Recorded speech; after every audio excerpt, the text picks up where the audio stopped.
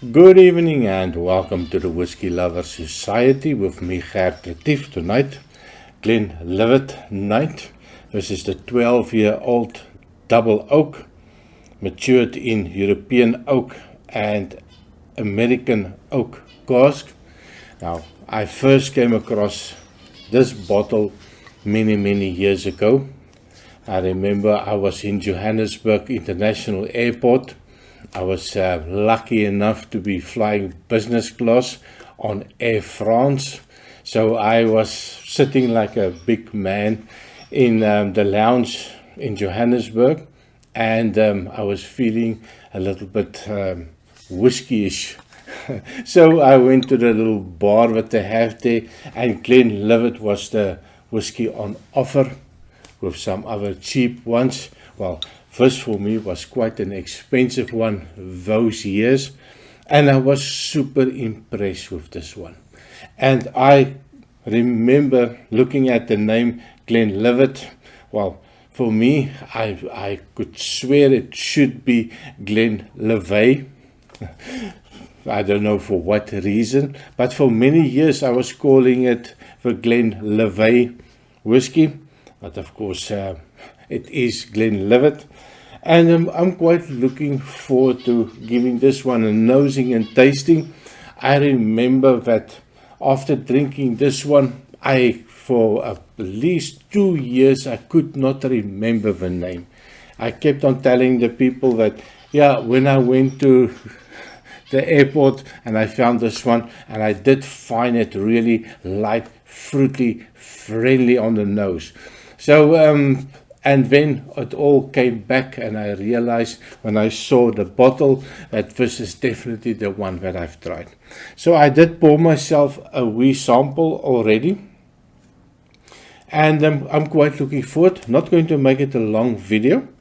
Now, I did go on a little bit of a shopping, well, try it before you buy it sample. So I bought the Glenlivet, a couple of them. Also, I bought this one, the Glenlivet Caribbean cask, 40% ABV. So not a top tier whiskey, but I know that a lot of people cannot really afford those top tier whiskies.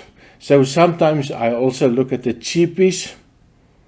Oh my word, and the cheapies sometimes surprises me on the drinkability, the lovely light flavors. And for the last maybe 6 months, I have been gravitating towards the lighter whiskies, that just the ex-bourbon cask, maybe something with a little bit of a different cask maturation, but the lighter whiskies, like lovely light, like this one. Well, 40%. It is not natural color. There is a little bit of a caramel added to it. 40%. There's definitely some chill filtration. But when it gets to, well, it's not ticking any boxes. You hear so many people, so many YouTubers say, this ticking the boxes for me. That 46% ABV, natural color, non-chill filtered, not ticking anything. But it's a 12-year-old.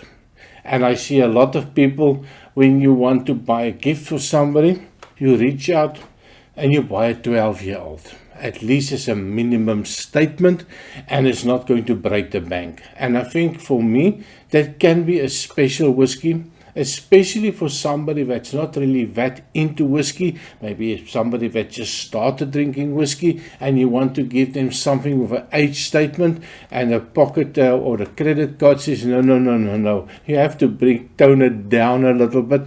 I think this is the perfect gift for somebody, and anybody will enjoy it. Now, on the nose, it is that lovely lightness. Now, I keep on comparing to Orchard House of Compass Box, or even the Speyside whiskies, the 10-year-old. Now, I did also did a review on the Speyside 15-year-old.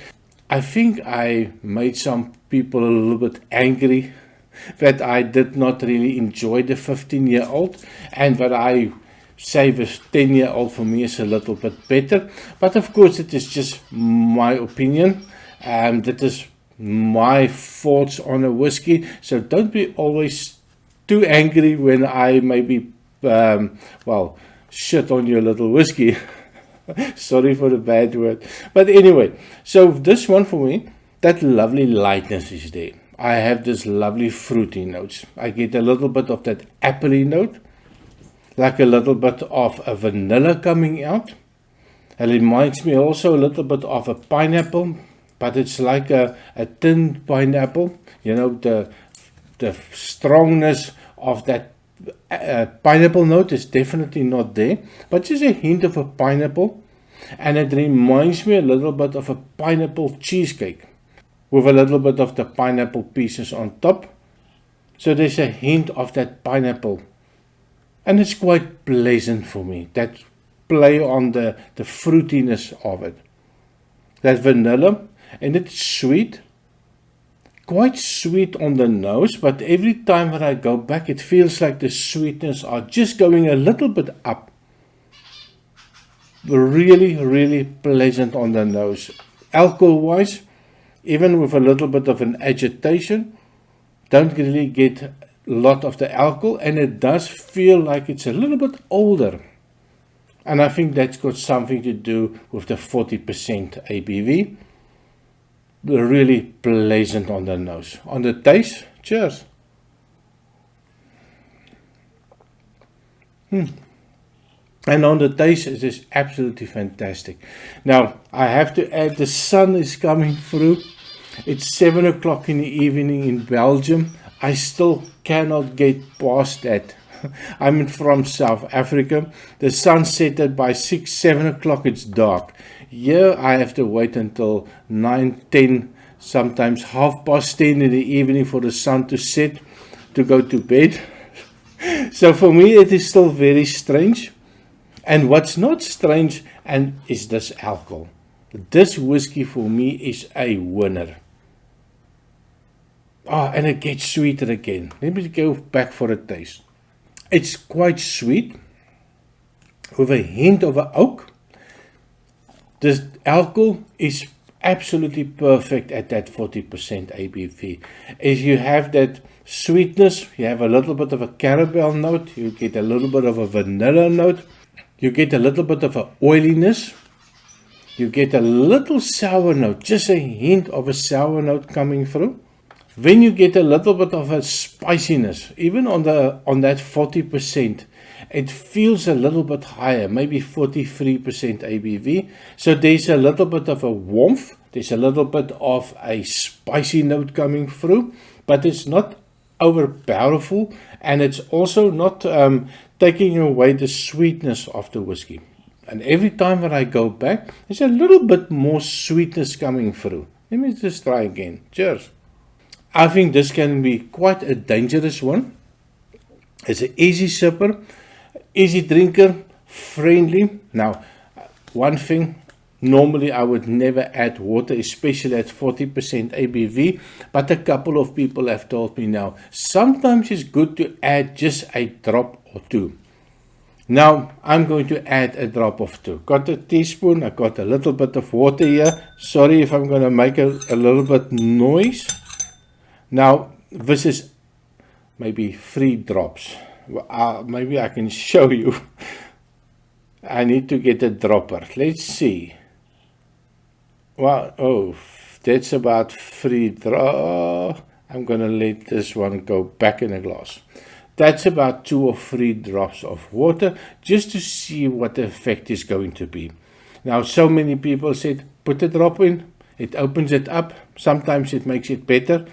So I tend to put in sometimes just a wee drop too much, and just ruins the whiskey. So you saw a little small drop of water.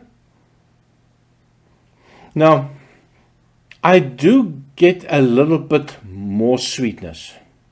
So there is definitely an opening up of this whiskey, even at that wee 40% ABV.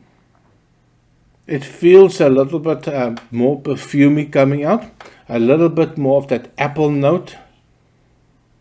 And it seems that pineapple note that I picked up, I'm not really getting that pineapple note now.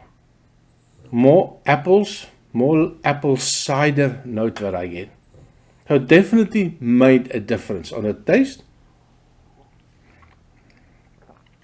Oh. Actually, it feels a little bit sweeter. There's that warm feeling is still there. So the ABV, of course, I did not really bring it down much. Dangerous, I think. And that apple note changes a little bit now for me on the nose. I get a little bit, years ago when I grew up as a child, we had one of these popsicles. I'm not even sure if I know if you call it a popsicle, a sucker, for a lack of a word. It was this big fizz pops, the apple flavored or the artificial green apple flavor. That is what I'm getting on the nose now. And I'll try to put a picture so that you can see what I'm talking about. But that is what I get at that appley or that artificial apple note. Quite pleasant. And I think it's enough for me talking on this Glenlivet 12-year-old. Definitely something I would recommend. If you want to get into whiskey, if you want to try something that is not going to be overly complex, something that is just going to be friendly and an easy sipping whiskey, I would definitely recommend this one for you. Let me know in a comment what do you think. Maybe with the next video I will do a little bit comparison between this one that I got, the Caribbean Reserve, to see which one is the best one. But at this stage, new to whiskey, give the Glenlivet 12 Double Oak a chance. So thank you very much for watching from a lovely sunny Belgium at 7 o'clock in the evening. I wish you a great evening. Cheers.